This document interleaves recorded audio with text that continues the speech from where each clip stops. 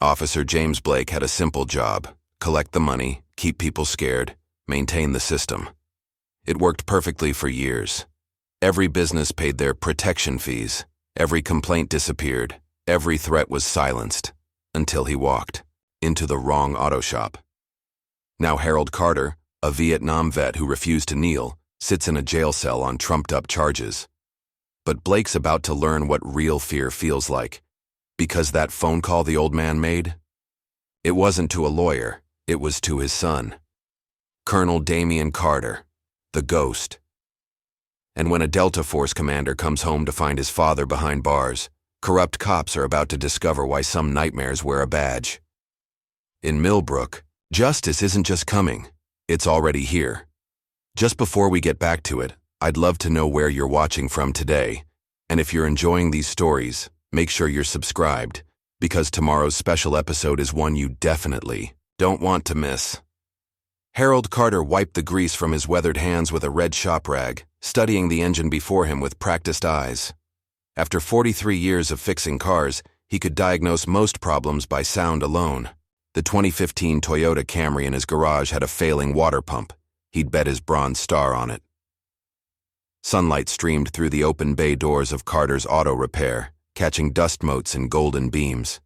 The familiar scents of motor oil, rubber, and metal filled the air. Harold had opened this shop right after returning from Vietnam, turning an abandoned building on the outskirts of Millbrook into his own piece of the American dream. Now, at 72, he still worked 6 days a week, though his joints protested more than they used to. A wall of photographs near his workbench told the story of a life well lived. Harold in his army uniform, young and proud. His late wife, Margaret, smiling beside their newborn son, Damien. Awards and certificates from decades of honest work. And in the center, his most prized possessions, 2 Purple Hearts and a Bronze Star earned in the jungles of Vietnam. The bell above the office door chimed. Harold didn't look up immediately, focused on loosening a stubborn bolt. "Be right, with you," he called out, his deep voice carrying across the garage. "Take your time, old man. We've got all day." Something in that voice made Harold's spine stiffen. He recognized the sneering tone of Officer James Blake, one of Millbrook's finest. And, by finest, Harold meant most corrupt. Setting down his wrench, he turned to face his visitors. 3 police officers stood in his garage. Blake, a tall white man with close-cropped blonde hair and cold blue eyes, stood front and center. Flanking him were Officers Thompson and Walker, both wearing expressions that suggested they weren't here for car trouble. "What can I do for you, gentlemen?" Harold asked, keeping his voice steady and professional despite the unease growing in his gut. Blake sauntered forward, running a finger along the hood of the Camry and examining it with exaggerated interest. "Nice operation you've got here, Carter. Real nice. Been here what, 40 years? 43.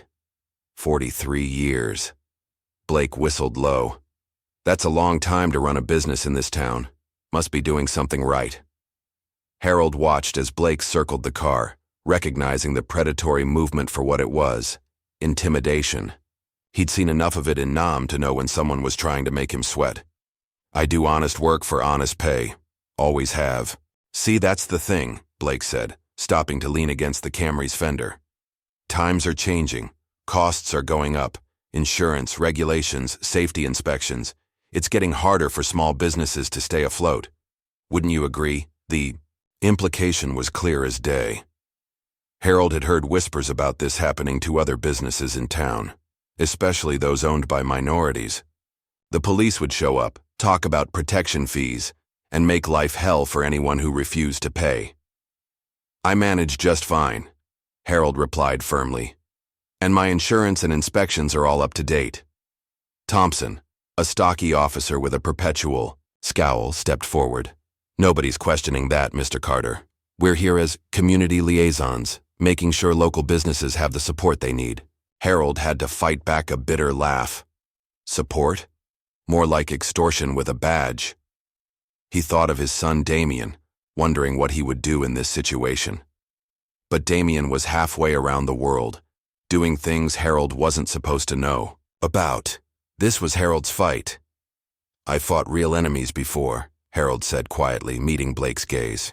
"You? You're just bullies in uniform. The temperature in the garage seemed to drop 10 degrees. Blake's fake smile vanished, replaced by something ugly and raw. He straightened up, hand resting casually on his holstered weapon. Careful, old man. That sounds like disrespecting a police officer. Could be seen as disturbing the peace. Harold didn't back down. I served this country with honor, earned 2 Purple Hearts and a Bronze Star. I know my rights, and I know what you're really here for. Walker, the youngest of the 3, shifted uncomfortably. But Blake just smiled, a cold, dangerous expression that didn't reach his eyes.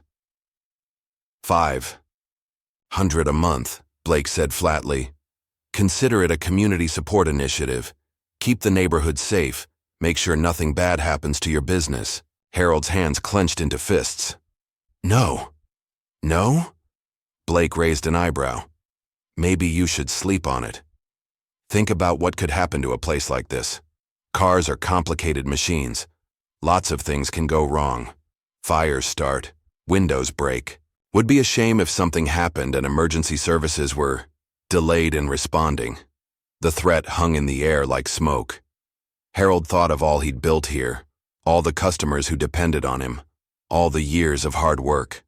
But he also thought of his father, who taught him that a man who gives in to bullies loses something he can never get back. "Get out of my shop," Harold said, his voice carrying the same authority it had when he'd commanded men in combat. "Unless you're here for actual police business, we're done." Blake's face darkened. He stepped close to Harold, using his height, advantage to loom over the older man.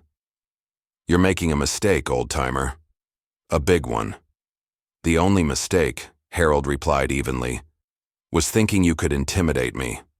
I've stared down real killers, men who believed in something, even if it was wrong. You're just a thug with a badge." The officer's hand tightened on his weapon, but Harold didn't flinch. For a long moment, the 2 men locked eyes, Harold steady and unflinching, Blake's burning with barely contained rage. Finally, Blake stepped back. "Let's go, boys. Mr. Carter needs time to reconsider his position." He turned to leave but paused at the garage entrance. "Remember what I said about fires, old man? They can start so easily in places like this." Harold watched them leave, waiting until their patrol car pulled away before letting out a long breath. He knew this wasn't over. Men like Blake didn't take kindly to being stood up to, especially by someone they saw as an easy target. That evening, Harold closed up shop later than usual, making sure everything was secure. The sunset painted the sky in shades of orange and purple as he double-checked the locks on the bay doors. The neighborhood was quiet. Too quiet, perhaps. He was just heading to his truck when he noticed movement in the shadows across the street. 3 figures lurked near the abandoned warehouse, watching. Harold recognized the stance, the deliberate way they positioned themselves. Not random thugs, cops, out of uniform. Instead of showing fear, Harold walked calmly to his vehicle, started it up, and drove home like it was any other day. But his mind was racing, planning. He'd need to install security cameras, maybe talk to some of his veteran buddies about keeping an eye on the place. The next morning, Harold arrived at work early, just as the sun was rising. From half a block away, he could tell something was wrong. Glass glittered on the sidewalk, catching the dawn light like cruel diamonds. As he got closer, his heart sank. Every window in the shop had been shattered. The bay doors were covered in spray paint, crude messages and symbols that made his blood boil. But it was what he found inside that made his hands shake with rage. His tools, thousands of dollars worth of equipment collected over decades, had been scattered and broken. Oil had been poured over customer vehicles, and there, on his workbench, lay a dead rat with a note pinned to it. "Next time, it's you." Harold stood in the middle of his devastated shop, surrounded by the wreckage of his life's work. But instead of fear, he felt a cold, familiar clarity. The same feeling he'd had in the jungle when his unit was under fire. He'd survived worse, much worse. He was calling his insurance company when the health inspector arrived. A thin man with a clipboard and a smirk that matched Blake's, he immediately started writing citations. "Looks like you've got some serious violations here," the inspector said, making a show of noting the broken glass and spilled oil. Operating in unsafe conditions, potential environmental hazards. I'm going to have to shut you down until these issues are addressed. Harold knew the game. The inspector was as dirty as the cops, part of the same corrupt system. But he also knew that fighting back directly would only give them what they wanted, an excuse to arrest him. So he drove to the police station to file a report, documenting the vandalism and threats. He knew they wouldn't do anything, but he needed the paper trail. What he didn't expect was to find Blake waiting for him in the lobby. Well, Blake drawled. Look who's here to cause trouble. I'm here to file a report, Harold said firmly. My business was vandalized last night. Is that right? Blake's smile was all teeth. Funny how things like that happen when people don't appreciate police protection. But from what I hear, you've got bigger problems. Health violations, safety, concerns. Might be best to just sell the place. I know some people who'd give you a fair price. Harold felt his temper rising but kept his voice level. I'd like to speak to your supervisor. Disturbing the peace again, Mr. Carter? Blake's hand went to his cuffs. Making unfounded accusations. Against law enforcement. Resisting an officer's lawful commands? Before Harold could react, Blake had him against the wall, cuffs snapping around his wrists. The older man didn't resist. He knew better than to give them an excuse for more violence. Harold Carter, Blake announced loudly.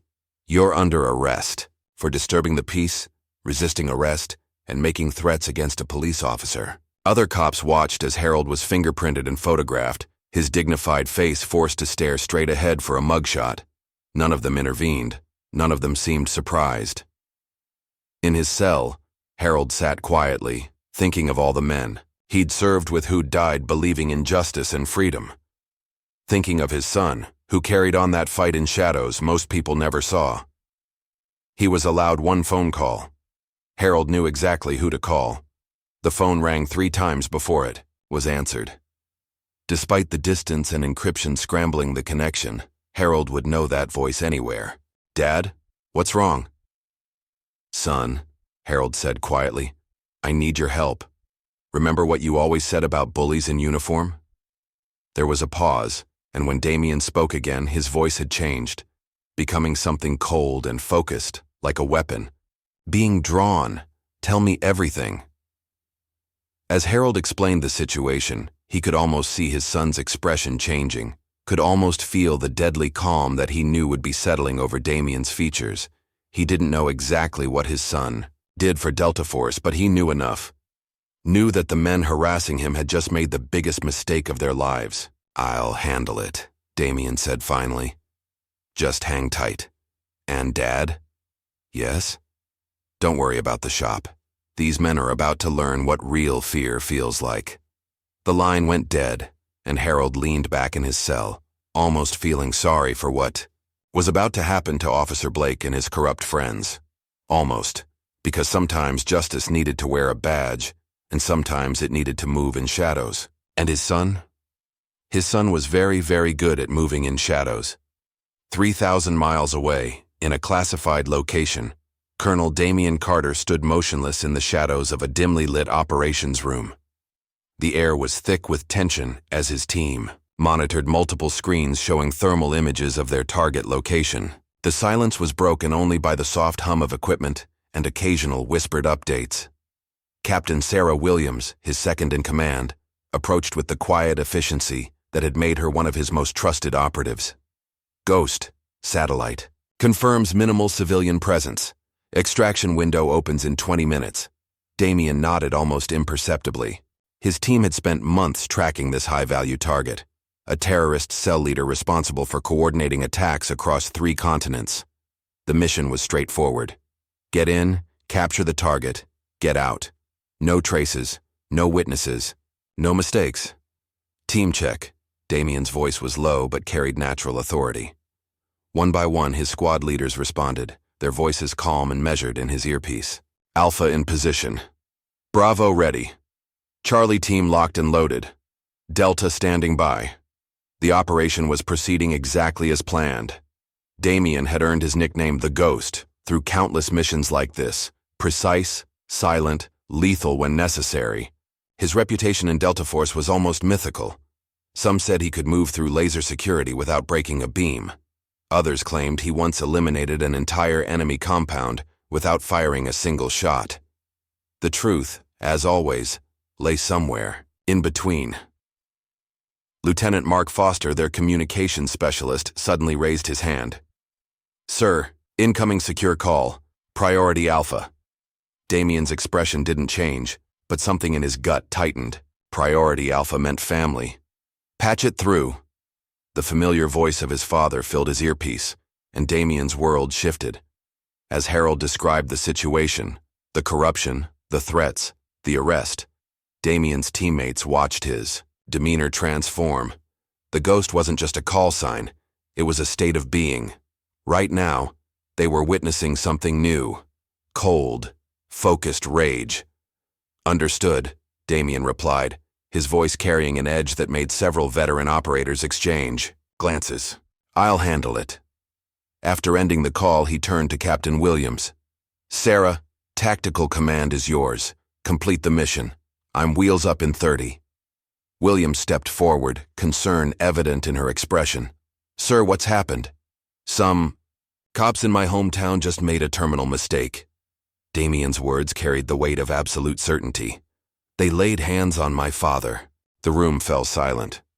Everyone present knew Damien's background, raised by a Vietnam veteran who'd taught him everything about honor, duty, and standing up to bullies. They'd also seen what happened to people who crossed certain lines with their commander. "Take whatever you need," Williams said, already understanding that nothing would stop him. "We'll clean up here." Damien moved with practiced efficiency, gathering minimal equipment. He wouldn't need much. His most lethal weapons had always been his mind and training. Before leaving, he paused at the command station. "Lieutenant Foster, get me everything you can on the Millbrook Police Department. Full background checks, financial records, communications, everything. I want to know who's dirty and how deep it goes." Foster's fingers were already flying across his keyboard. "On it, sir. You want me to contact our DOJ liaison?" "Not yet. First, I need to understand the battlefield." As Damien prepared to leave, Sergeant Jason Taylor, a veteran operator who'd served with him for 8 years, approached. "Boss, you want backup on this?" Damien considered the offer. Taylor was rock solid, dependable in any situation. But this was personal. "No, keep the team intact for the operation. This is something I need to handle myself." The next few hours were a blur of secure communications and rapid transit.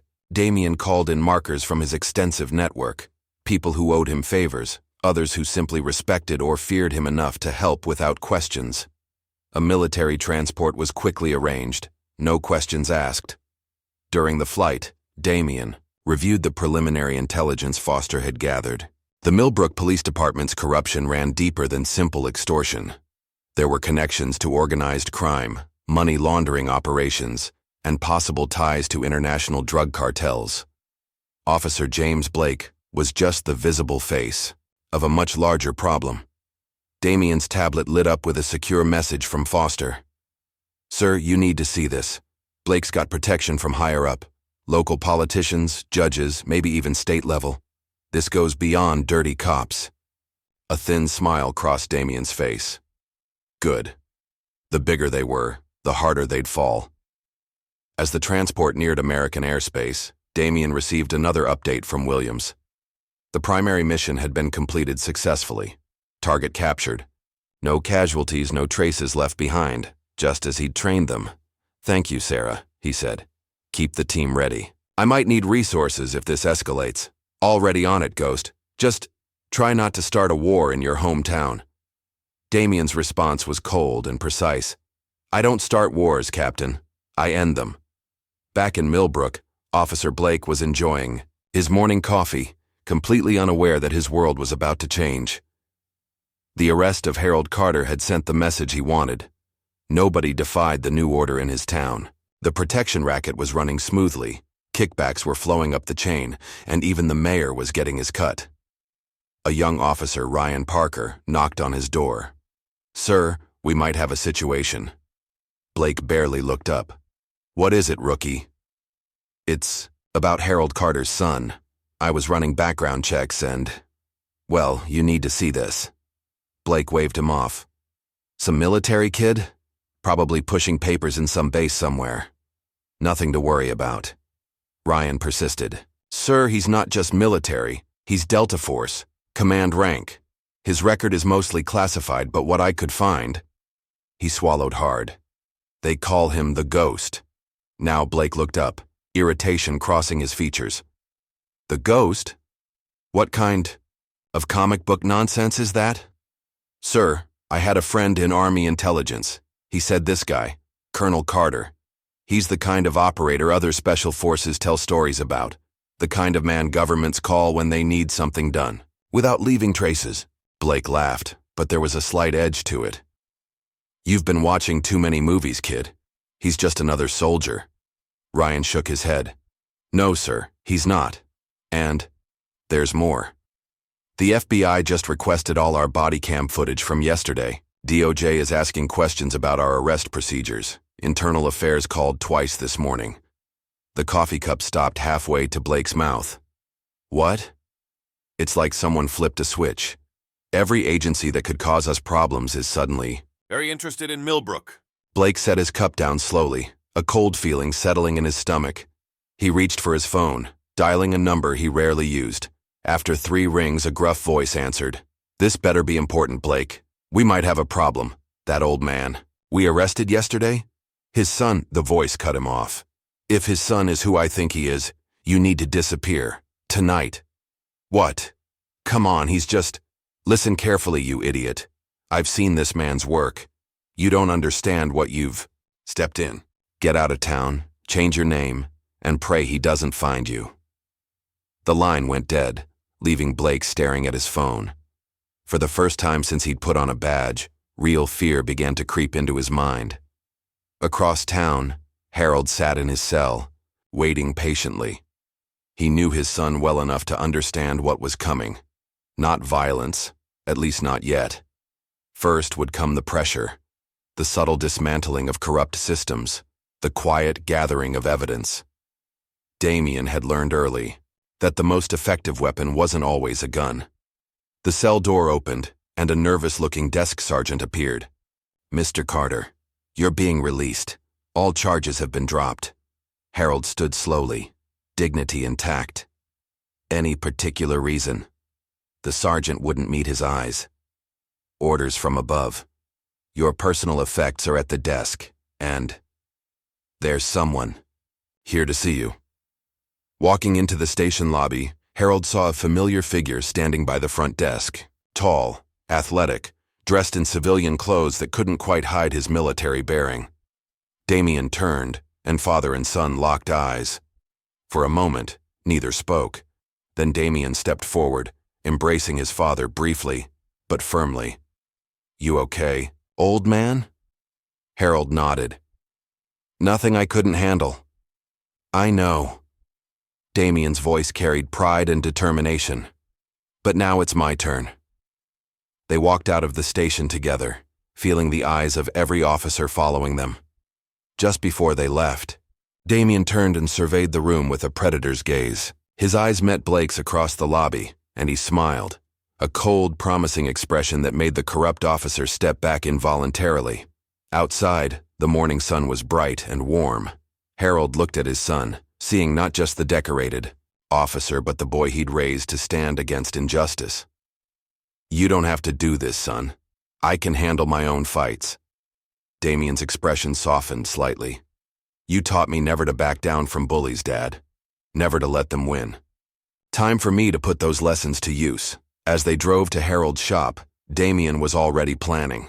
The police department's corruption was just the beginning. There would be politicians to expose, criminals to dismantle, an entire system of corruption to burn down. But first, he needed to send a message. Back at the station, Blake's phone buzzed with a text from an unknown number. You're not the hunter. You're the prey. Looking out his window, he saw a military drone flying high above the police station, barely visible against the morning sky. In that moment, Blake realized he had initiated a war he couldn't possibly win. The ghost had come home, and Millbrook would never be the same. The morning after Damien's arrival, panic erupted within the Millbrook Police Department. Officer James Blake burst into Chief William Anderson's office without knocking, his face ashen. "We need to clean house. Now." The police chief looked up from his computer, his weathered face showing irritation at the interruption. "Calm down, Blake. What's got you so worked up?" "The ghost is here," Blake said, his voice cracking slightly. "Harold Carter's son, and he's not just some soldier. He's a goddamn Delta Force colonel with high-level connections. We've got FBI sniffing around, DOJ asking questions, and internal affairs crawling up our asses." Anderson's expression darkened. He'd been running this department for 15 years, carefully building a network of corruption that extended far beyond simple police brutality. The protection racket was just the visible tip of a very dangerous iceberg. "Get everyone on cleanup detail. I want every incriminating file shredded, every digital record wiped, and get that body cam footage from Carter's arrest deleted immediately." Across the station, officers scrambled to execute the chief's orders. Hard drives were being wiped, paper files fed into industrial shredders, and evidence logs carefully modified. The sound of destruction echoed through the building like a corrupted heartbeat. Officer Ryan Parker watched from his desk, his conscience weighing heavily. The rookie cop had joined the force with idealistic dreams of serving and protecting. Instead, he'd found himself in the middle of a cesspool of corruption. As his colleagues rushed to destroy evidence, Ryan made a decision that would change everything. Quietly, methodically, he began copying files to an encrypted drive. The body cam footage from Harold's arrest, financial records showing suspicious payments, emails discussing protection fees, everything he could access without raising alarms. His hands trembled slightly, knowing that discovery would mean more than just losing his job. Meanwhile, Mayor Thomas Gregory sat in his luxurious office, finishing a phone call that made him increasingly uncomfortable. "Yes, I understand the severity. No, we can contain this. I'll handle Carter personally." He hung up, sweat beading on his forehead despite the cool air conditioning. The mayor had built his political career on carefully managed corruption. Every month, hundreds of thousands of dollars flowed through various community improvement programs, money that found its way into offshore accounts and private pockets. The police department was just one piece of his criminal empire. Gregory picked up his phone again, dialing a number he rarely used. "Marcus, we need to meet. Now." An hour later, the mayor sat in a private room at the Sterling Club, facing Marcus Davidson, the regional boss of the syndicate that really controlled Millbrook. Davidson was impeccably dressed in a tailored suit that couldn't quite hide the predator beneath. "This better be important, Thomas," Davidson said, sipping expensive scotch. "I don't like emergency meetings." "We've got a situation with the Carter case," Gregory explained, trying to keep his voice steady. "His son." "I know about the son," Davidson cut him off. "Colonel Damien Carter, the ghost." He set his glass down carefully. "Do you have any idea what you've stumbled into?" "He's just one man," Gregory protested weakly. Davidson laughed, a cold, empty sound. "Just one man? Let me tell you about just one man. 3 years ago, a cartel boss in South America thought he was untouchable. Had an army of mercenaries, political protection, the works. This one man went in alone. When he left, the entire operation was dismantled. Everyone involved either dead or in custody. No traces, no witnesses, no loose ends." The mayor's face paled. "What do we do?"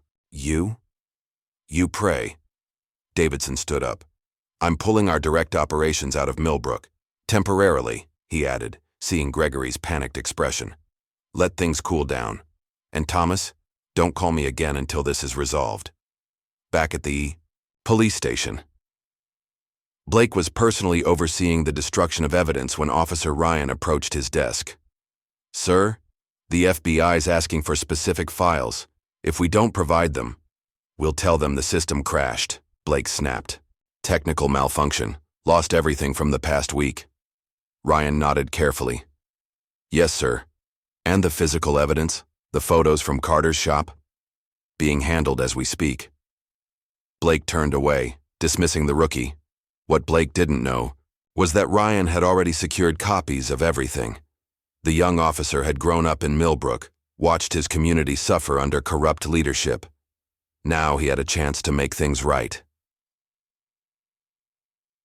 As evening approached, Ryan made his way to Carter's auto repair. His heart pounded as he parked his personal vehicle a block away, checking carefully for surveillance. The shop was closed, but light spilled from beneath the bay doors. He found Harold and Damien inside, discussing repairs to the vandalized equipment. Both men turned as he entered, Damien's hand moving slightly toward his hip before relaxing. "Officer Parker," Harold said quietly. "Didn't expect to see you here." Ryan swallowed hard. I have something you need to see." He pulled out the encrypted drive.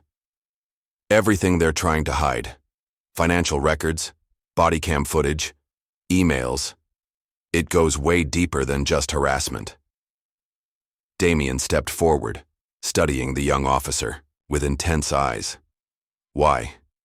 "Because this isn't what I signed up for," Ryan answered honestly. "This town deserves better." A small smile crossed Damien's face, the first genuine one since he'd returned home. "You're right, it does." He took the drive, then handed Ryan a secure phone. "You're going to be our inside man. Think you can handle that?" Ryan straightened his shoulders. "Yes, sir." As Ryan left, Harold looked at his son. "Can we trust him?" "We'll see," Damien replied. "But my instincts say yes, and we need eyes inside the department." The next morning, Blake arrived at work to find a single playing card on his desk, the ace of spades with a message written in precise handwriting. "I know everything." His hands shaking, Blake grabbed his phone to call the chief, but the line was already ringing. "Anderson." "Chief, we've got a problem. The ghost. Get to my office now." The chief's voice was tight with stress. "And Blake, make sure you're not followed." When Blake entered Anderson's office, he found both the chief and Mayor Gregory waiting. The mayor looked like he hadn't slept, his usually immaculate appearance showing signs of strain. "It's worse than we thought," Gregory said without preamble. "The syndicate's pulling out. They say Carter's too dangerous to risk direct confrontation." Blake scoffed. "He's not superhuman. We've got over 50 armed officers." "Shut up, Anderson." "Cut him off." "You don't get it. This isn't about firepower. Carter's got federal connections, high-level ones. One phone call from him and we could have every alphabet agency in Washington crawling through our files. Then we make sure there are no files to find," Blake insisted. "We've been cleaning house." "Too late," a new voice said from the doorway. All three men turned to find Damien Carter standing there, as if he'd materialized from thin air. None of them had heard the door open. Blake's hand moved toward his weapon, but Damien's cold smile stopped him. "I wouldn't. Really wouldn't."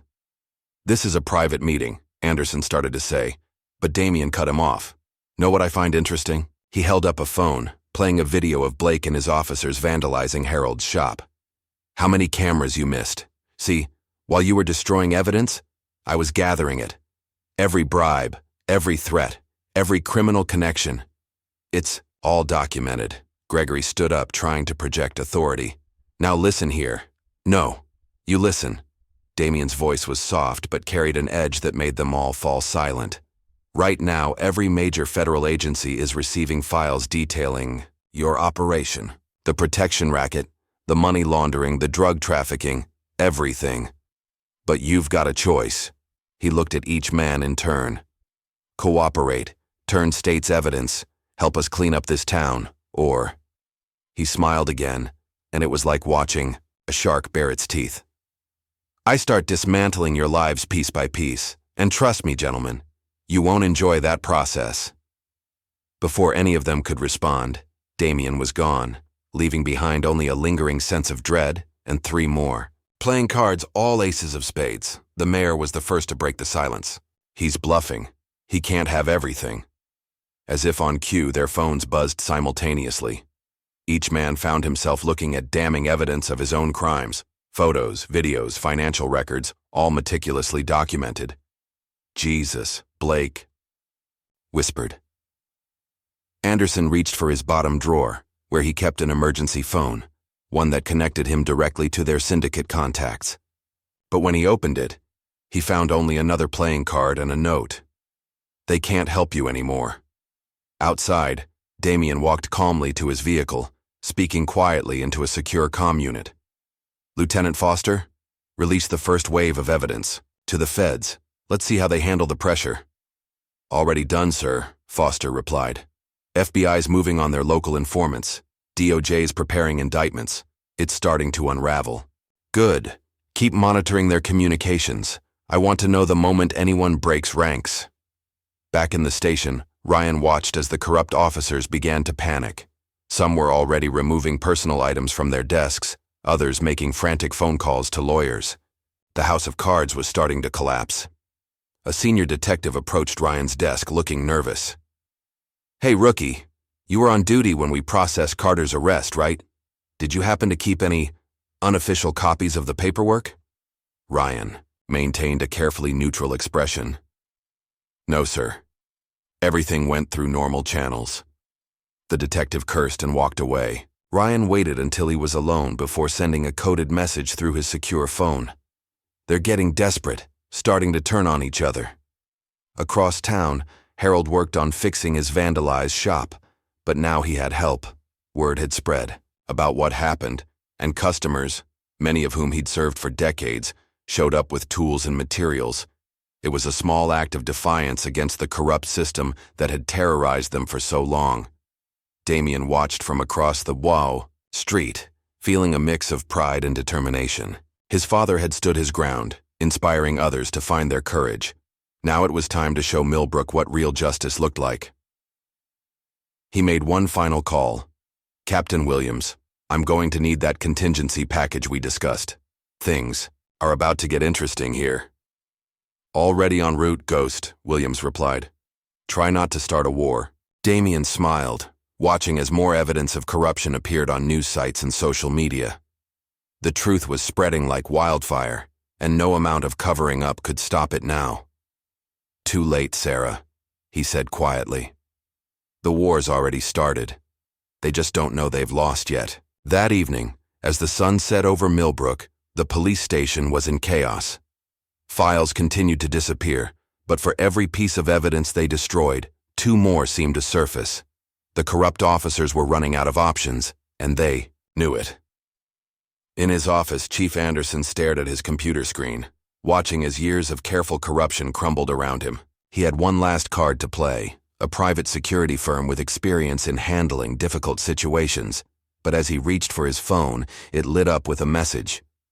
"Think carefully about your next move, Chief. Remember, you're not the hunter anymore." Anderson looked out his window at the darkening sky, where a military drone hung silently, watching. The game was over. They just hadn't admitted it yet. The early morning light cast long shadows across Carter's auto repair as Damien surveyed his father's shop. The vandalism had been mostly cleaned up, thanks to loyal customers who'd rallied around Harold. Fresh paint covered the graffiti, new glass replaced the shattered windows, and the garage was alive with the familiar sounds of tools and engines. Harold was beneath a lifted truck, his voice carrying from under the vehicle. "Hand me that torque wrench, would you, son?" Damien located the tool and passed it to his father's outstretched hand. The simple act brought back memories of childhood, learning about engines, responsibility, and the value of honest work. But now, watching his father work, Damien noticed the slight stiffness in Harold's movements, the lingering effects of his rough treatment at the police station.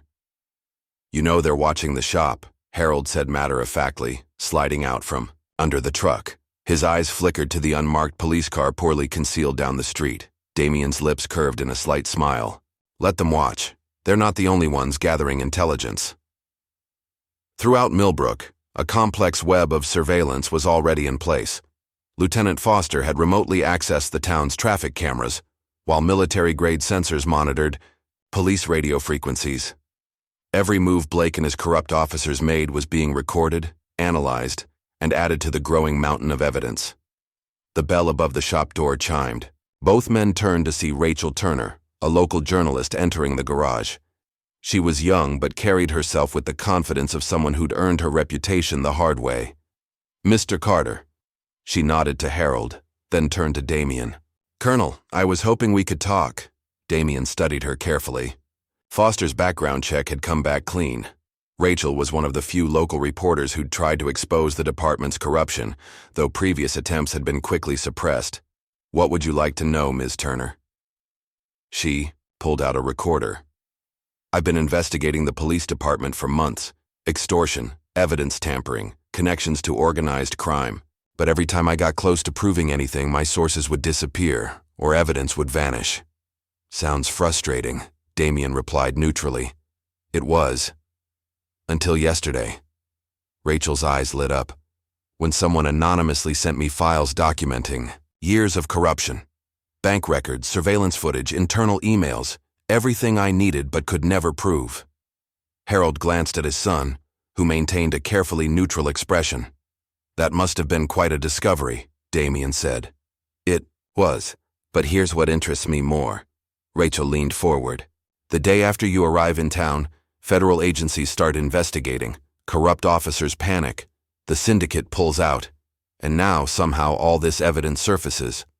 That's quite a coincidence, wouldn't you say?" Before Damien could respond, the shop's phone rang. Harold answered it, his expression growing serious. "It's for you," he said to Damien. "Someone named Foster." Damien took the phone, listening intently. His face hardened. "When?" "Keep monitoring. I'll handle it."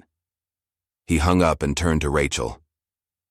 "How would you like an exclusive story, Ms. Turner? Something bigger than routine corruption?" "I'm listening."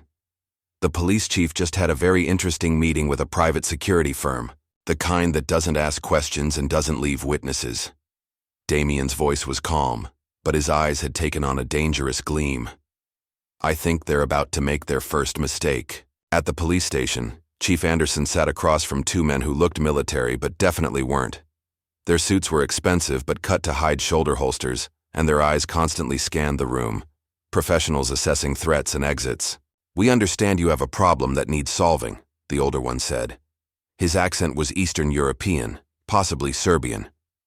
"We can help, but it will be expensive." Anderson pushed a thick envelope across his desk. "Half now, half when it's done. I don't want to know details. I just want Carter gone." The younger man picked up the envelope, thumbing through its contents. "It will look like an accident. Very clean, very professional.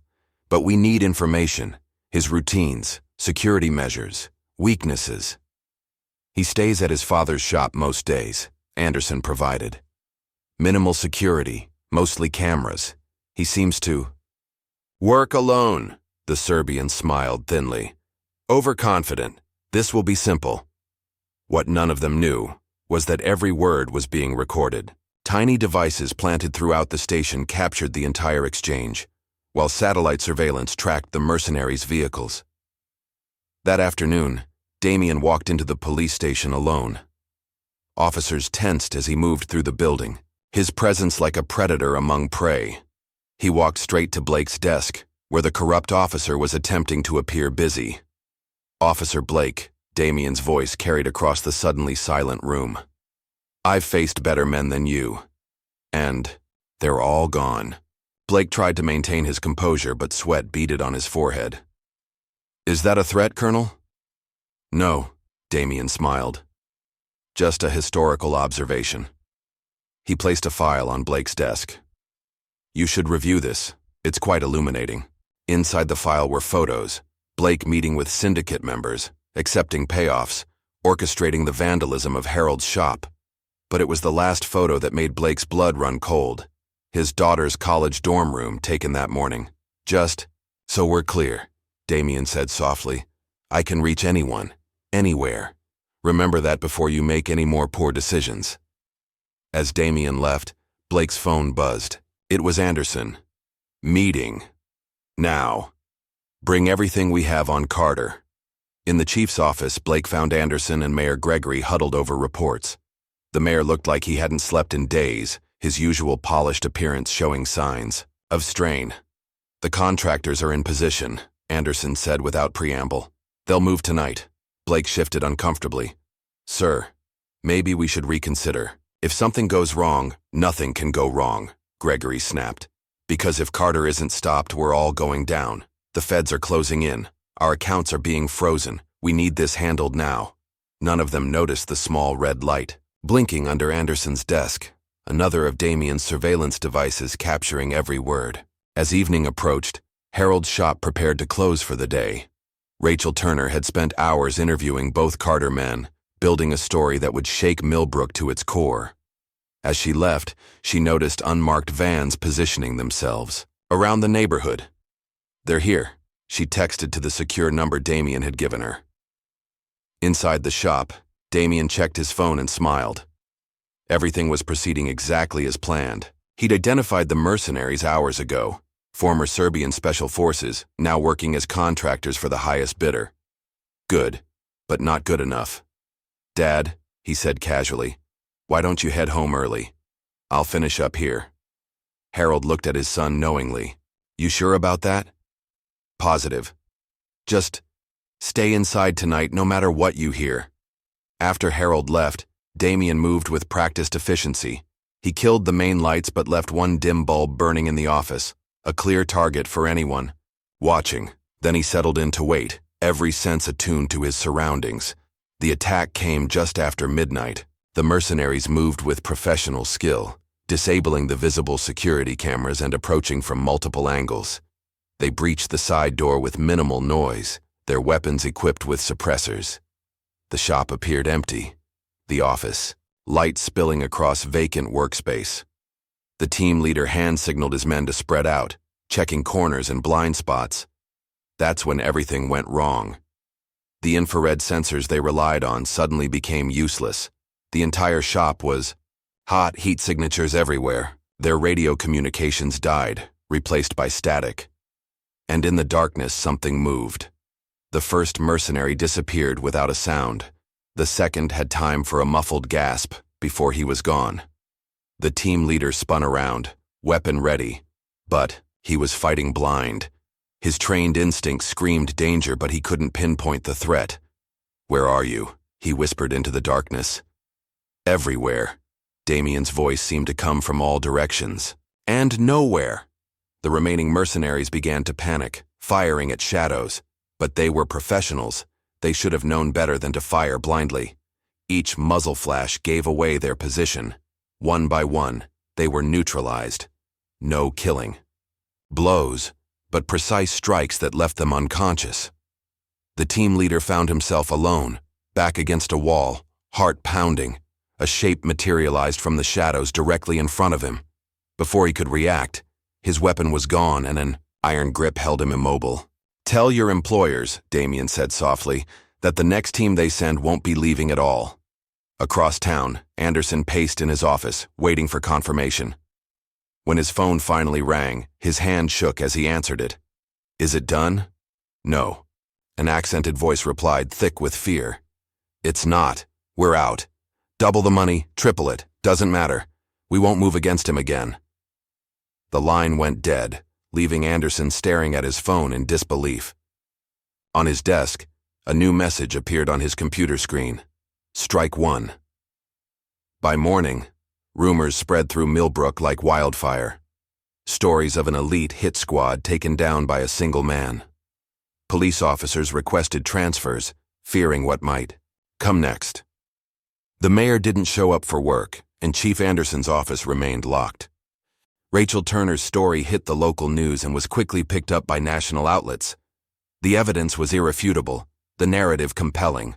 A corrupt system exposed, a Delta Force operator defending his father, justice finally coming to a small town. Officer Ryan watched it all unfold from his desk, providing regular updates through his secure phone. The station was in chaos, with officers either rushing to make deals with federal investigators or desperately trying to cover their tracks. Blake sat at his desk, staring at the photo of his daughter, knowing he had a decision to make. When his phone rang, he already knew who it would be. Officer Blake, Damien's voice was calm. I believe it's time we had a real conversation about the future of Millbrook's police department. Are you ready to make the right choice? Blake looked around the station. at the corrupt system he'd helped build, at the fear in his colleagues' eyes, at the wreckage of his career. Finally, he spoke. "What do you need to know?" In Harold's shop, Damien cleaned up the minimal damage from the night's activities while his father worked on a customer's car. Neither man spoke about what had happened, but Harold's small smile said enough. The war wasn't over, but the first major battle had been won. The corrupt power structure was cracking, its enforcers losing nerve, its leaders running scared. But Damien knew the hardest part was still to come, because somewhere in Millbrook, desperate men were planning desperate measures. And when cornered animals strike, they strike without mercy or restraint. Looking out at the morning sun rising over his hometown, Damien welcomed the coming storm. After all, storms were what he did best. The morning after the failed mercenary attack, Millbrook Police Department was a powder keg of tension. Officers huddled in small groups, whispering about the night's events. The story had spread quickly. An elite team of contractors had gone after Colonel Carter and disappeared into the night. When they resurfaced hours later, they were broken, men refusing to speak about what had happened. Officer James Blake sat at his desk, staring at his computer screen without seeing it. The photo of his daughter haunted him, not because it was threatening, but because it represented everything he stood to lose. Years of corruption, of taking bribes and enforcing protection rackets, had seemed justified when he told himself it was for her future. Now that same future was at risk. His secure phone, the one used for syndicate business, buzzed with a message from Chief Anderson. "Emergency meeting. Evidence room. Now." The evidence room had become their de facto war room since Damien's arrival. As Blake entered, he found Anderson and several other senior officers already there, faces grim in the fluorescent light. "The body cam footage is gone," Anderson announced without preamble. "Not just deleted. Someone uploaded it directly to the FBI's servers. They have everything from Carter's arrest." A heavy silence fell over the room. That footage didn't just show Harold's wrongful arrest. It captured years of systematic corruption, with officers openly discussing bribes and threats. "How?" someone asked. "The system was locked down." "How doesn't matter," Anderson snapped. "What matters is damage control. We need to—" He was cut off by the sound of his phone ringing. The caller ID showed Mayor Gregory's number. "Where the sill?" "Hell have you been?" Anderson demanded, putting the call on speaker. "Listen carefully." Gregory's voice was shaking. "The feds just raided my house.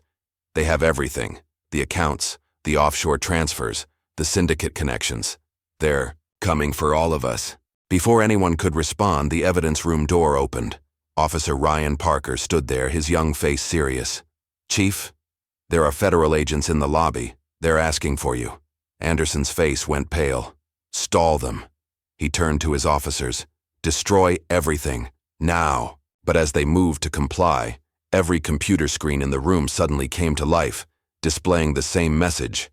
Too late. Across town, Damien sat in Harold's office, watching multiple feeds on his laptop. Lieutenant Foster's voice came through, his earpiece. "Sir, the mayor wasn't lying. DOJ just launched a major operation. They're moving on multiple locations simultaneously." "Good," Damien replied. "Monitor the department's communications. I want to know the moment anyone tries to contact the syndicate." Harold looked up from his paperwork. "You're enjoying this, aren't you?" Damien allowed himself a small smile. "Just making sure justice is served, Dad." "Uh-huh." Harold's eyes twinkled. "That's why you had your team set up that light show with their computers for justice?" "Psychological warfare," Damien corrected, but his smile widened slightly. "Sometimes the best weapon is fear itself." Their conversation was interrupted by Rachel Turner, who burst into the office without knocking. "You need to see this," she said, holding up her phone. A breaking news alert scrolled across the screen. "FBI raids Millbrook City Hall. Mayor Gregory missing." Damien's expression didn't change, but his eyes hardened. "When?" 20 minutes ago. Sources say he slipped out just before the agents arrived. But that's not all. Rachel's eyes were bright with reporters' excitement. Remember those financial records you provided? They don't just implicate the mayor and police, they lead straight to Thomas Lynch. Harold sat up straighter. Lynch was a notorious cartel leader who'd managed to stay untouchable despite years of federal investigations. His organization had been pulling strings in Millbrook for years, using the corrupt police force to protect their operations. Lynch won't take this lying down, Harold warned. No, Damien agreed. He won't. He touched his earpiece. Foster, I need everything we have on Lynch's local operations. And get me Captain Williams. Within an hour, Damien's prediction proved correct. 3 black SUVs pulled up outside a warehouse on the outskirts of town, one of Lynch's many front operations. The cartel leader himself stepped out, surrounded by heavily armed security.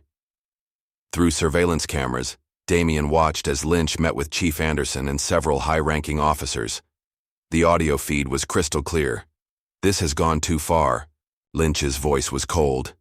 Carter needs to be dealt with permanently. Anderson shifted nervously. The contractors failed. The contractors were amateurs. Lynch cut him off. I'm talking about serious measures. My people are already in position. What Lynch didn't know was that his people had been compromised hours ago.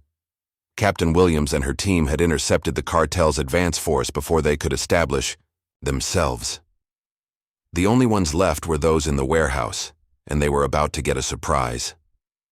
Damien's phone buzzed with a text from Officer Ryan. Federal task force moving in. ETA 5 minutes. Perfect timing. The raid was swift and precise. FBI tactical teams breached the warehouse from multiple entry points, while local SWAT units secured the perimeter. Lynch and his men barely had time to react before they were surrounded. But the cartel leader had one more card to play. If I go down, Lynch announced calmly, every piece of evidence I have on this department's activities goes public. Every crime, every payoff, every cover-up. Your careers aren't just over. You'll all die in prison. Anderson and his officers looked at each other, weighing their options. That's when Blake stepped forward. Too late, he said, pulling out a badge that wasn't from the Millbrook PD. Federal task force. I've been undercover for the past year documenting everything. The shock that rippled through the room was palpable. Lynch's face contorted with rage as he realized he'd been outmaneuvered. What followed was chaos. Lynch's security team opened fire, turning the warehouse into a war zone. Federal agents returned fire while Anderson and his corrupt officers tried to flee. Through it all, Blake maintained his cover story, a fiction Damien had created just hours earlier.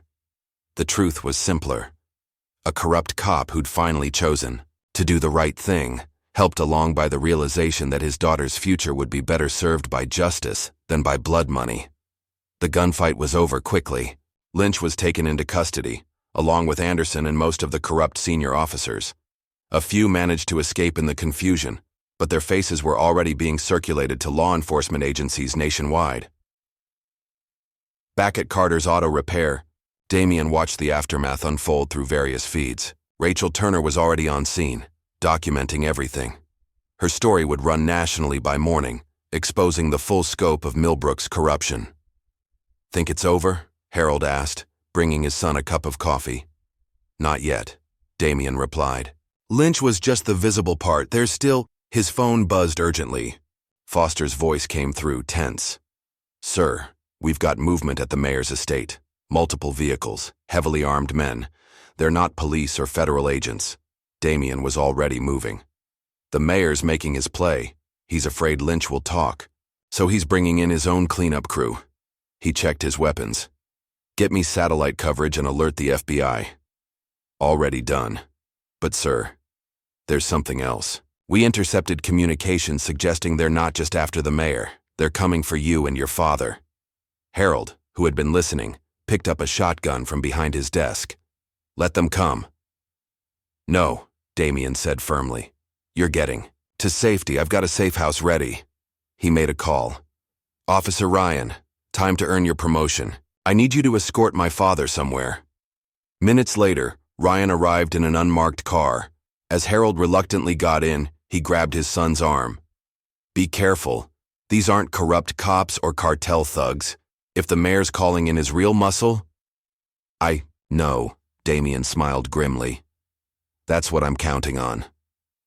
As Ryan's car disappeared into the night, Damien prepared for what was coming. The mayor's estate was a fortress, but every fortress had weaknesses. And after years of operating in shadows, Damien knew exactly how to exploit them. He touched his earpiece one last time. Foster, get me everything on the estate's security system, and tell Captain Williams to prepare for Contingency Plan Delta. Already on it, Ghost. But sir, these guys are serious players, ex-military, special forces background. Good, Damien's voice was cold. Then they'll appreciate what's about to happen. At the mayor's estate, Gregory paced nervously in his study. Outside, professional killers patrolled his grounds, ready to eliminate anyone who threatened to expose his operation. But as he stared out into the darkness, he couldn't shake the feeling that he was no longer the predator, he was the prey. His phone rang, a number he didn't recognize. With trembling hands, he answered. Hello? The men you hired? Damien's voice was calm, almost conversational. They're good. Ex-Delta Force, some CIA contractors, the kind of people who know how to make problems disappear. Gregory's mouth went dry. How did you... But here's what you don't know about them, Damien continued, as if the mayor hadn't spoken. 3 years ago, I commanded their unit in an operation they'd rather forget. They know exactly who they're up against. As if on cue, the estate's lights went out. In the sudden darkness, Gregory heard his security team's radio channels erupt, with static. Last chance. Damien's voice was softer now. Surrender to the FBI or learn why they call me the Ghost. Gregory looked out his window again. In the moonlight, he could see his security team moving with increasing desperation, searching for a threat they couldn't find. One by one, the lights around the estate winked out, each darkness accompanied by a muffled sound that might have been a highly trained operative discovering why some legends were better left unchallenged.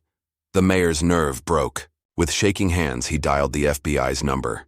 As federal agents swarmed the estate, they found the mayor's security team zip-tied and unconscious, their weapons disabled. Of the Ghost himself, there was no sign. The next morning, Millbrook awoke to headlines that would change the town forever. The mayor in custody, the cartel's operation exposed, a corrupt system finally brought to justice. At Carter's auto repair, Harold returned to find his shop untouched, his son calmly drinking coffee, as if nothing had happened. The mayor? Harold asked. Singing like a bird to the feds, Damien replied, along with Lynch and most of the department. Harold nodded, then smiled. You missed a spot, by the way. What? When you were cleaning up after taking down the mayor's hit squad. There's still some dirt on your boots. Damien looked down at his immaculate footwear, then back at his grinning father. Very funny. But as they both knew, the smile didn't last long, because despite their victories, the biggest threat was still out there. The syndicate that had pulled the strings from the shadows wouldn't take this defeat lightly. The storm wasn't over. It was just beginning. Mayor Thomas Gregory sat in a federal holding cell, his expensive suit wrinkled and his composure shattered. For the past hour, he'd been watching a parade of his former associates appear on the small television mounted in the corner, each one rushing to make deals with prosecutors. The empire he'd built was crumbling and paranoia was setting in. A guard appeared at his cell. Your lawyer's here. But when the door opened, it wasn't his attorney who entered. Damien Carter stood there wearing a visitor's badge and a slight smile that made Gregory's blood run cold. You can't be in here, the mayor stammered. Actually, I can. Federal consultant status has its privileges. Damien sat down across from him. We need to talk about the syndicate. Gregory's face went pale. I don't know what you're... Alexander White, Damien said quietly. That's who you really answer to, isn't it? The man behind everything. The one even Lynch was afraid of. The mayor's reaction confirmed everything. His hands began to shake and sweat beaded on his forehead. You don't understand. If I talk about White, I'm dead. He has people everywhere. Had, Damien corrected. Past tense. Your protective network is gone, Mr. Gregory. The only question is whether you want to go down with it. Before the mayor could respond, alarms began blaring throughout the facility. Red lights flashed in the corridors as guards rushed past the cell. Damien's phone buzzed. Lieutenant Foster's voice came through. "Sir, we've got a situation. Someone just tried to access the mayor's cell block. Professional team, military-grade equipment. White's cleanup crew." Damien nodded. "Right on schedule." Gregory grabbed the bars of his cell. "You have to protect me, they'll kill me." "That's the plan," Damien agreed. "Unless you tell me everything, right now." The mayor broke. For the next 20 minutes, he poured out details about Alexander White's organization, the legitimate businesses that served as fronts, the politicians on the payroll, the international connections that made his syndicate untouchable. Outside the prison, White's team discovered why attacking a facility containing a Delta Force operator was a terminal mistake. Captain Williams and her unit had been waiting, and the resulting takedown was swift and silent. "Clear," Williams reported through Damien's earpiece.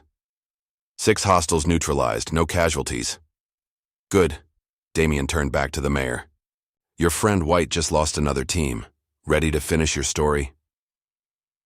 Across town, Officer Ryan Parker sat in a secure FBI command post, helping federal agents map out the syndicate's network. His knowledge of local operations, combined with the mayor's confession, was painting a picture that stretched far beyond Millbrook. "The scale of this is incredible," Special Agent Sarah Matthews said, studying the evidence board. "White's organization has tentacles in 12 states, police departments, judges, politicians, all compromised." Ryan nodded. "And Millbrook was just a small part of it, a testing ground for their methods." His secure phone buzzed with a message from Damien. "White's making his move. Be ready." In his penthouse office 50 miles away, Alexander White received news of the failed prison hit with characteristic calm. The silver-haired man had built his empire through patience and calculation, not emotional reactions. "Send the video," he instructed his security chief. Minutes later, every digital billboard in Millbrook began playing the same footage. Surveillance video of Harold Carter's shop, showing the old man working alone. The message was clear. White could reach anyone, anywhere. But Damien had anticipated this. The moment the billboards changed, Foster activated their countermeasures. Every screen went dark, replaced by evidence of White's crimes, photos, documents, banking records. The syndicate's secrets played out across the city for all to see. "Impressive," White admitted, watching the chaos unfold. "The ghost lives up to his reputation." He turned to his chief of security. "Implement Protocol 0, burn everything." Throughout the region, White's organization began self-destructing. Files were shredded, hard drives wiped, witnesses eliminated. But they were too late. Everything was already copied, documented, and in federal hands. At Carter's auto repair, Harold watched the digital warfare play out on nearby screens. "You knew he'd try something like this?" "Men like White are predictable," Damien replied, checking his weapons. "They think technology gives them power. They forget that every system has weaknesses." His phone buzzed again. Captain Williams. "Sir, we've got movement. Multiple vehicles heading toward Millbrook. Professional operators, heavily armed." "White's not burning everything," Damien realized. "He's launching a full assault. He wants to make an example of us." Harold reached for his shotgun, but Damien stopped him. "No, you're getting out of here. Ryan's waiting with a tactical team." "The hell I am," Harold protested. "This is my fight too." "Dad," Damien's voice softened. "You taught me to stand up to bullies. Now let me finish what you started." Before Harold could argue further, Rachel Turner burst into the shop. "You need to see this," she said, holding up her phone. On the screen, a live news feed showed chaos erupting across the city. White's men were moving in, engaging in running gun battles with federal agents. "This is their endgame," Damien said. "They're trying to create enough chaos to cover their escape." He touched his earpiece. Foster, track every vehicle entering or leaving the city. Williams, coordinate with FBI tactical teams. No one gets through. The next hour was pandemonium. White's operators, realizing they were trapped, began taking hostages. Police scanners crackled with reports of armed men barricaded in buildings, demanding safe passage. But Damien had prepared for this too. Every member of his team had trained for urban warfare and hostage rescue. One by one, White's men found themselves outmaneuvered and outgunned.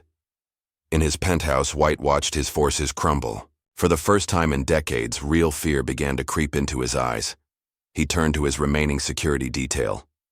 "Get the helicopter ready." "Sir?" His chief of security looked uncomfortable. "Our pilots, they're not responding." On the building's helipad, 2 unconscious pilots lay zip-tied next to their sabotaged aircraft, another piece of Damien's plan falling into place. White's phone rang. He didn't recognize the number, but he knew who it would be. "You've cost me a lot of money, Colonel Carter," he said, trying to maintain his composure. "Money?" Damien's voice was cold. "Is that what this is about for you?" "I'm talking about justice. For every person your organization has hurt, every life you've destroyed." "Justice?" White laughed harshly. "You're a soldier. You understand power. That's all this world respects." "No," Damien replied.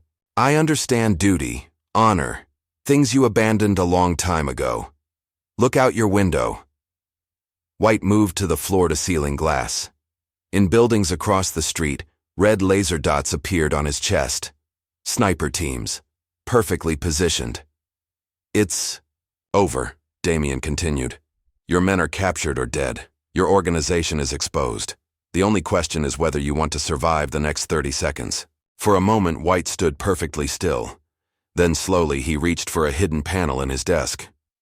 "You're right about one thing, Colonel," he said quietly. "It is over." The explosion rocked the entire floor. White had chosen suicide over capture, taking his remaining security team with him. But he'd forgotten one crucial detail. Everything in his office, including his hidden files, was fireproof. As federal agents swarmed the burning building, Damien coordinated the final cleanup. Throughout Millbrook, White's remaining forces were surrendering, realizing their organization was finished. Officer Ryan's voice came through the radio. "Sir, we've got the last group cornered at the old warehouse district. They're asking to negotiate." "No negotiations," Damien replied. "They surrender unconditionally, or they don't surrender at all." The standoff lasted barely 10 minutes. White's men, seeing federal helicopters circling and tactical teams moving, chose survival over loyalty to a dead man. At Carter's auto repair, Harold watched the news coverage with a mixture of pride and concern. His son had done what seemed impossible, dismantled a criminal empire that had seemed untouchable. But as the adrenaline faded, a new worry set in. "What happens now?" he asked as Damien returned. "White might be gone, but there are others like him." "Yes," Damien agreed. "There always will be. But today we showed them something important." He smiled slightly. "That sometimes the monsters in the shadows should be more afraid of what's hunting them." Special Agent Matthews arrived with a team of federal agents, looking both impressed and slightly wary. "Colonel Carter, we've recovered White's files. The amount of corruption we're uncovering, and it's going to take years to process everything." "Then you better get started," Damien replied. "Because this isn't just about Millbrook anymore. This is about sending a message to every corrupt official, every criminal organization, every person who thinks they're above the law." Rachel Turner was already typing furiously on her laptop, her exclusive story taking shape. "The public needs to know everything," she said. "No sanitized version, no political spin. The whole truth." "They'll get it," Damien assured her. "Every detail, every name, every crime. Let them see what happens when good people finally stand up to bullies." As evening fell over Millbrook, the city began to heal. The gunfire had stopped, the hostages were safe, and the first wave of arrests was beginning. Federal agents led corrupt officials away in handcuffs, while news helicopters circled overhead. Officer Ryan, now acting police chief after the department's purge, coordinated with FBI teams to secure evidence.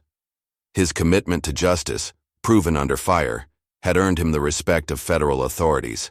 "We'll need to rebuild the entire department," he told Damien. "New training, new policies, new leadership." "You'll do fine," Damien replied. "Just remember what my father taught me. Integrity isn't about following rules.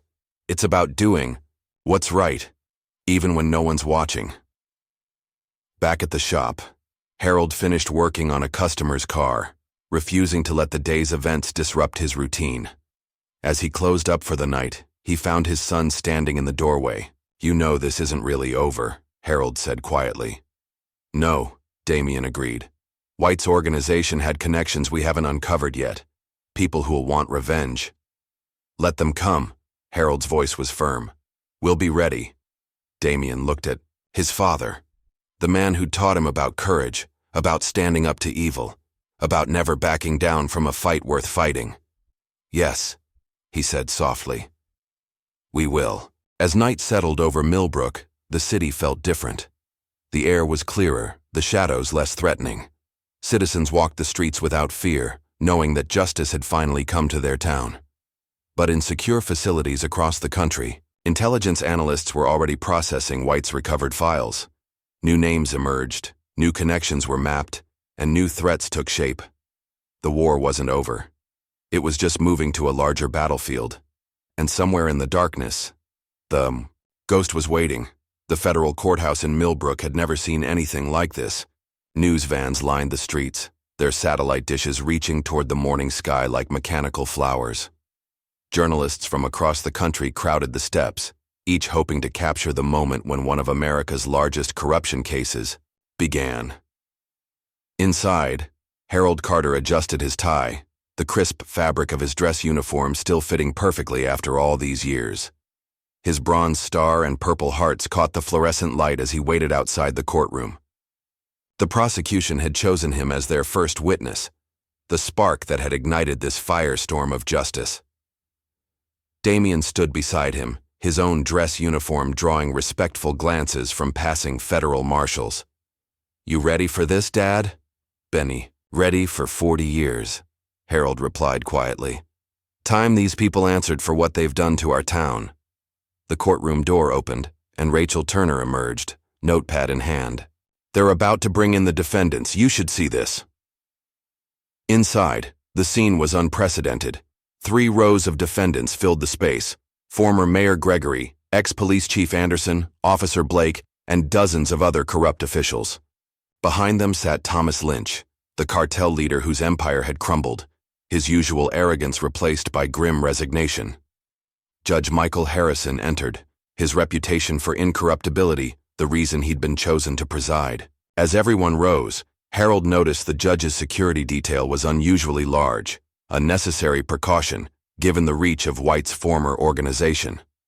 "Be seated," Harrison commanded.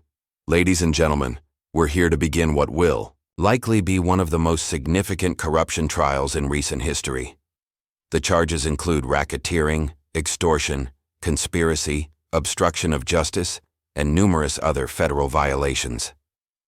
The lead prosecutor, Assistant U.S. Attorney Rebecca Martinez, approached the podium. Her opening statement was measured but devastating. "Your Honor, what we will prove in this court goes beyond simple corruption. This is the story of an entire system designed to prey on innocent citizens. A system that turned law enforcement into criminals, public servants into extortionists, and nearly destroyed a community. But it's also the story of how that community fought back."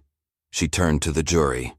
"Our first witness will be Harold Carter, a decorated Vietnam veteran whose courage in standing up to this corruption set in motion the events that brought us here today." As Harold took the stand, he could feel the weight of every eye in the courtroom. The defendant's high-priced lawyers leaned forward, ready to challenge every word. "Mr. Carter," Martinez began, "please tell the court about the events of last month, beginning with the day Officer Blake entered your shop." Harold's voice was clear and strong as he recounted that first confrontation. He described the threats, the vandalism, his wrongful arrest, each detail adding another brick to the wall of evidence against the corrupt system. And why did you refuse to pay their protection money? Martinez asked. Harold's eyes met Blake's, across the courtroom. Because 40 years ago, I fought for this country's principles. Freedom, justice, the rule of law. I wasn't about to let some corrupt cops take that away from my community. The defense attorneys objected, claiming inflammatory language, but Judge Harrison overruled them. He could see the jury was captivated by Harold's sincerity. Next came Officer Ryan Parker, his testimony particularly damaging because it came from inside the corrupt system. He described years of systematic abuse, illegal orders, and cover-ups. When he reached the part about secretly saving evidence of Harold's arrest, several defendants visibly slumped in their seats. "And what made you decide to preserve this evidence?" Martinez asked. Ryan's answer was simple but powerful. "Because I became a cop to protect people, not prey on them." During a brief recess, Damien received an urgent message from Lieutenant Foster. "Sir, we've got movement. Multiple known associates of White's organization have been spotted entering Millbrook." "Keep them under surveillance," Damien replied, "but don't move unless they make a play. We need this trial to finish." Back in session, the prosecution called their surprise witness, James Blake. The former officer had agreed to testify against his co-defendants in exchange for consideration during sentencing. As Blake took the stand, the other defendants shot him looks of pure hatred. But Blake's focus was on his daughter, seated in the gallery. Everything he was doing now was to give her a better future, one built on truth rather than corruption.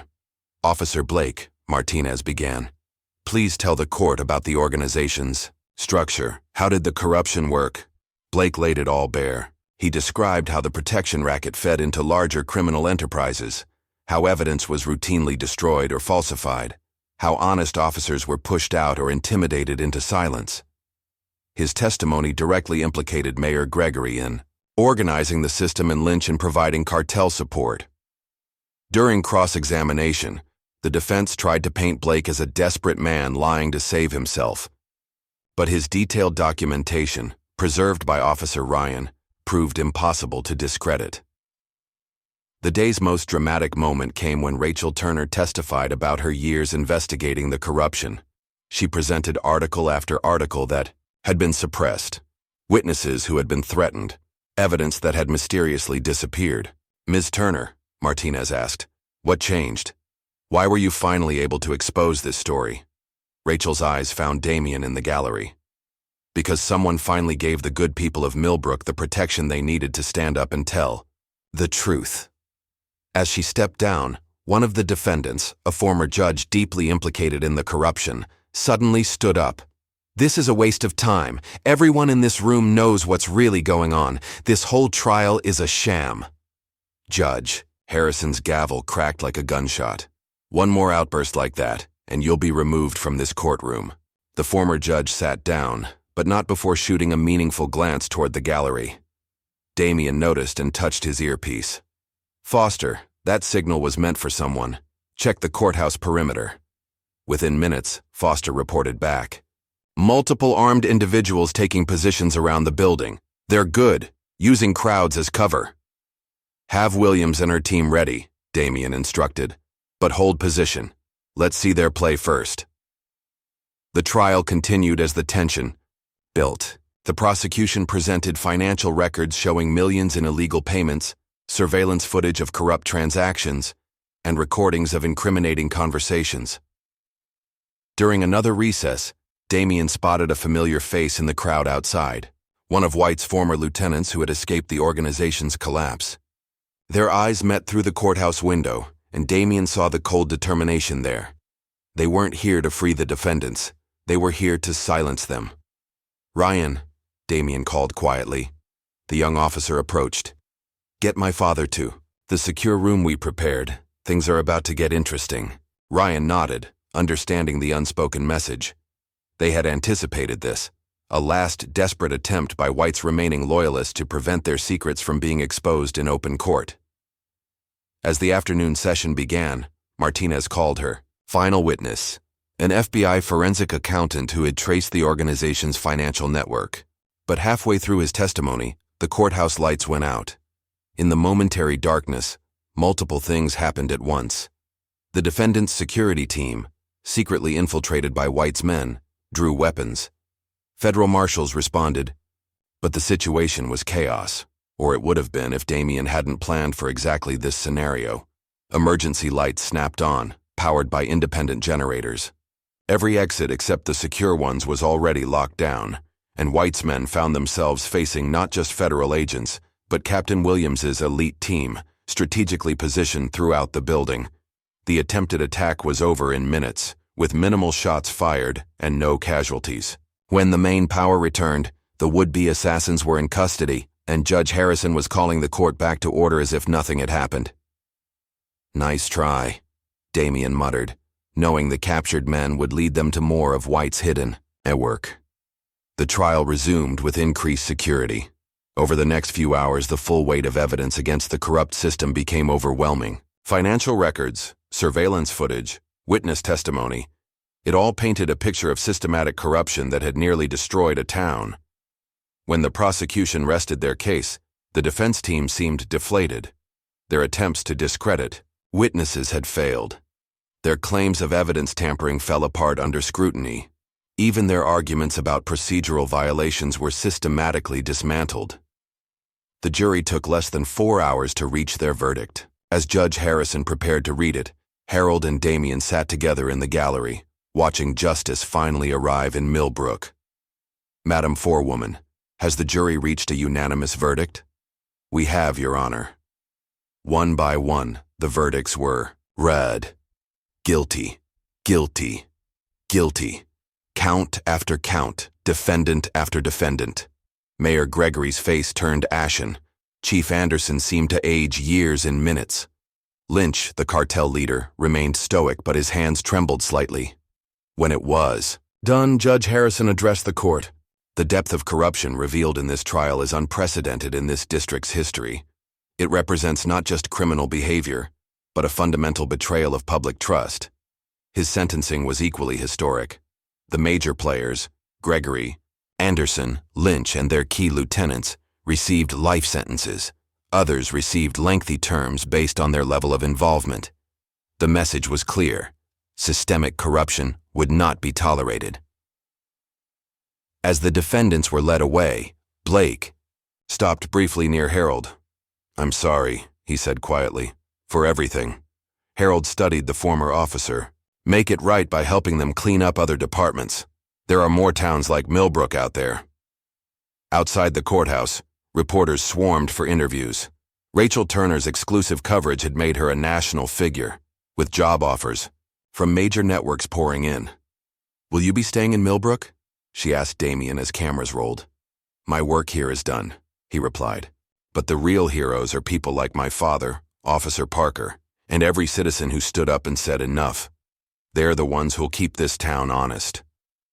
Later that evening, Harold and Damien sat in the auto shop, sharing a quiet moment. As the sun set on a changed Millbrook, "You did good, son," Harold said simply. "We did good," Damien corrected.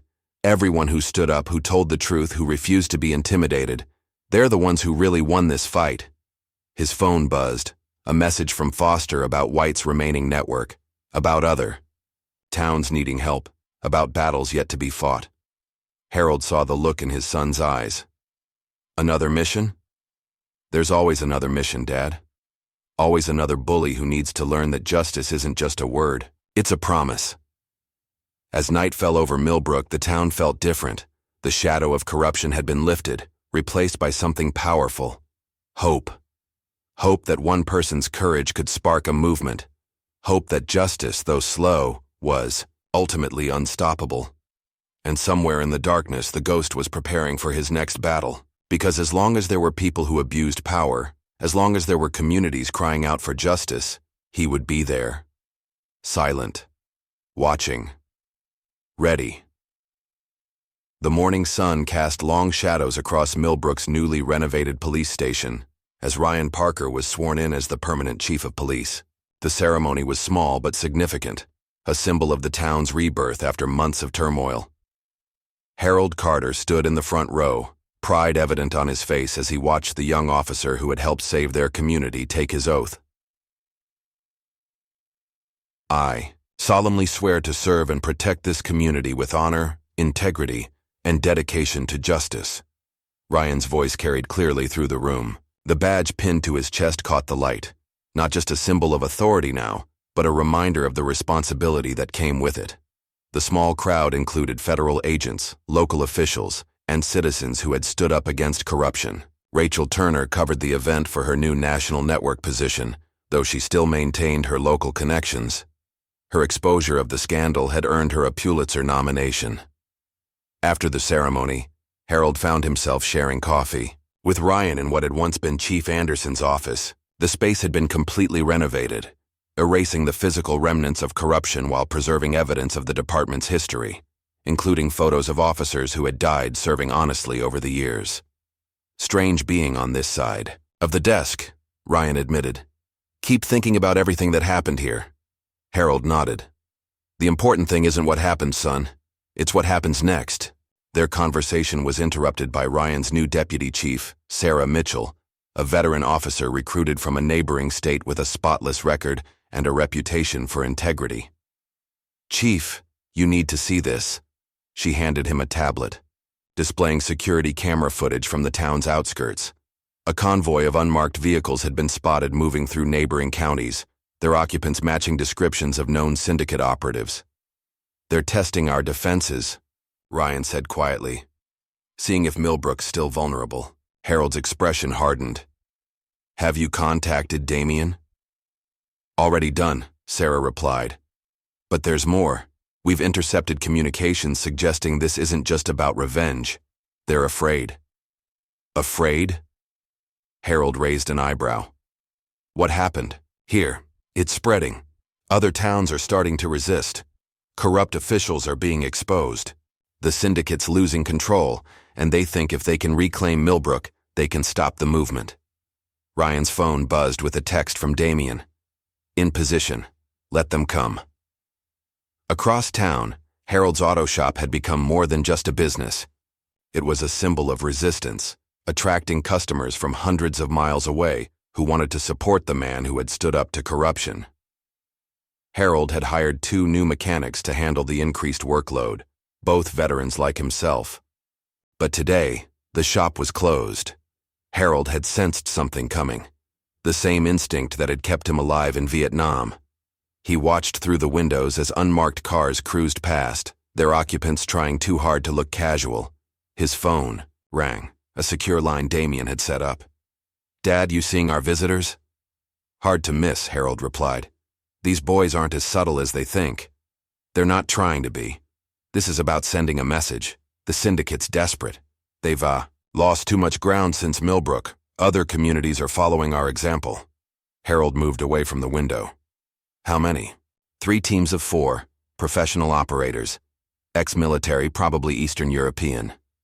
They're setting up for a coordinated hit on multiple locations, the police station, courthouse, and your shop. Just like old times, Harold said, his voice carrying a hint of grim humor. You need me to leave? No. Damien's reply held a smile.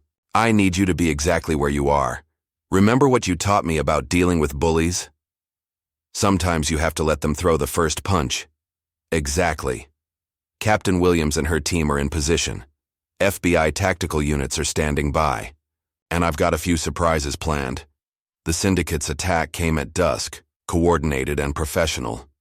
They hit the police station first, expecting to find a soft target. Instead, they walked into a prepared defense. Ryan's new officers, trained by federal tactical instructors, responded with precision. At the courthouse, the second team found themselves caught in a crossfire. Captain Williams's operators had been waiting, their superior training and positioning, turning the ambush back on the attackers. But it was at Harold's shop that the syndicate learned their hardest lesson. The third team breached the building expecting to find an old man and a few mechanics. What they found was a Delta Force colonel and his hand-picked team. The fight was brief, but intense. Damien moved like a shadow, his years of experience turning the familiar space into a deadly maze for the intruders. When it was over, not a single shot had been fired. but the syndicate's operators were all unconscious, secured, and ready for federal custody. In the aftermath, as FBI agents processed the scenes and paramedics treated the few injuries, Harold stood with his son outside the shop. "They'll try again," Harold said. "No," Damien replied confidently. "They won't. Because this wasn't really about Millbrook anymore. This was their last desperate attempt to stop what's already happening across the country." He showed his father a tablet displaying news headlines from multiple states. Corrupt officials exposed in wake of Millbrook scandal. Police department reform movement spreads. Federal task force targets systematic corruption. You see, Millbrook was just the beginning. Every town they controlled, every officer they bought, every official they owned, they're all vulnerable now. Because people have seen that they can fight back. Harold smiled slightly. "And I suppose you'll be helping them." "Someone has to." Damien's phone buzzed with another message from Lieutenant Foster. "Speaking of which, another mission? A town in Arizona. Similar situation to ours. Local business owner standing up to corruption. Could use some help." Harold nodded. "Then, you better get going, he paused. "Remember to check in once in a while." "I will." Damien embraced his father. "Besides, I hear this place has the best mechanic around. Might need some work on my car soon." As Damien prepared to leave, Rachel Turner arrived for one final interview. Her coverage of Millbrook's transformation had sparked a national conversation about police reform and community empowerment. "Any last words for our viewers?" she asked. Damien thought for a moment. "Just this. Every system of corruption, no matter how powerful it seems, has one fatal weakness. Good people who refuse to look away, who stand up and say, 'Enough.' Millbrook. Prove that. Now it's time for other communities to do the same." The next morning, Harold opened his shop as usual. The damage from the fight had already been repaired. Efficiency was a Delta Force trademark after all. As he worked on a customer's car, he noticed Ryan pulling up in his patrol car. "Just checking in," the new police chief said. "Making sure everything's quiet." "Quiet's good," Harold replied. "Means people can focus on living their lives instead of looking over their shoulders." Ryan nodded. The FBI finished processing the syndicate's operators.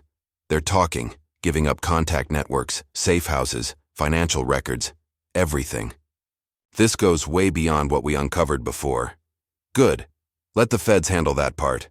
Our job is making sure Millbrook stays clean. About that, Ryan hesitated.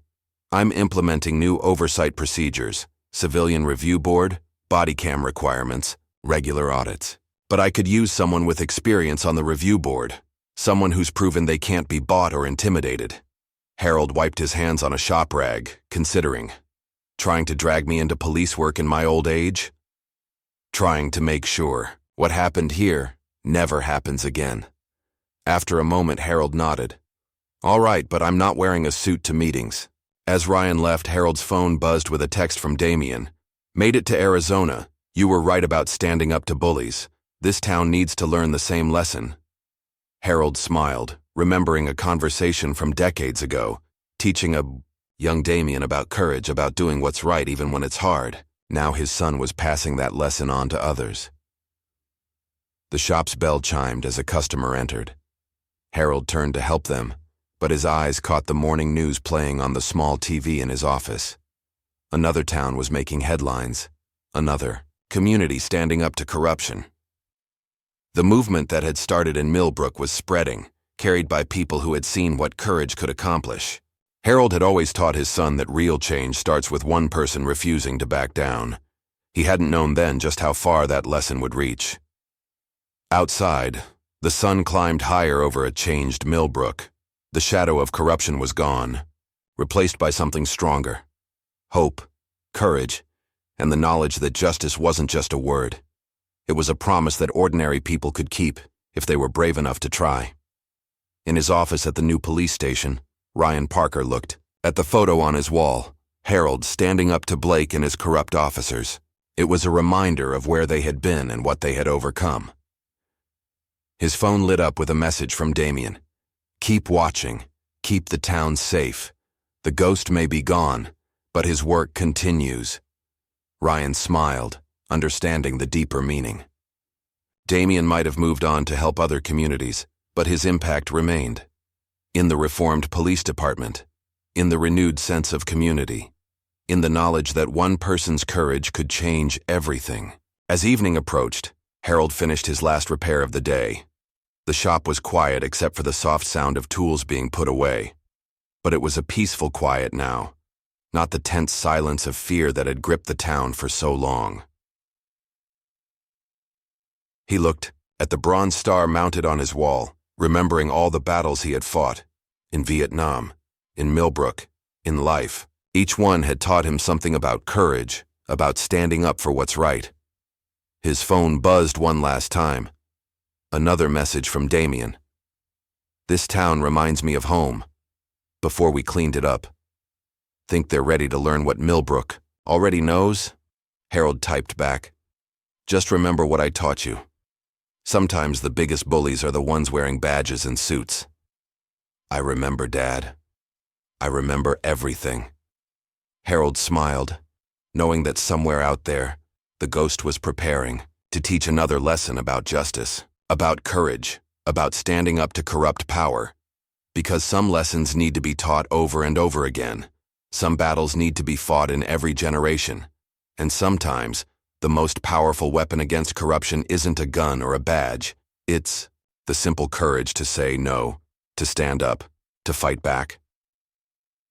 As night fell over Millbrook, Harold looked out at his town, changed, renewed, stronger. The auto shop's lights cast a warm glow on the street, a beacon in the darkness.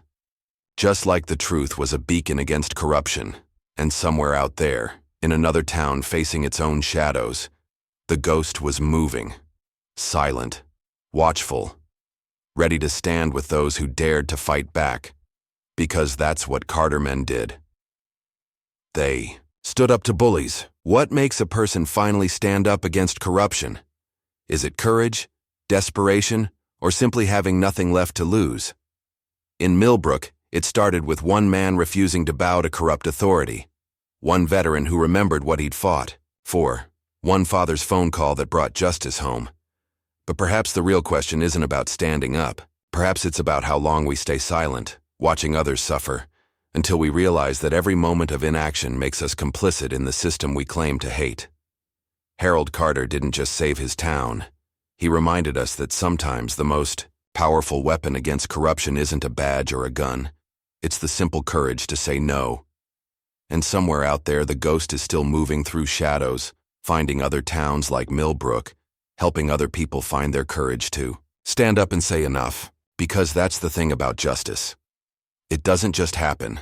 It needs people willing to fight for it. If this story resonated with you, make sure to like and subscribe for more tales of justice, courage, and the price of standing up against corruption.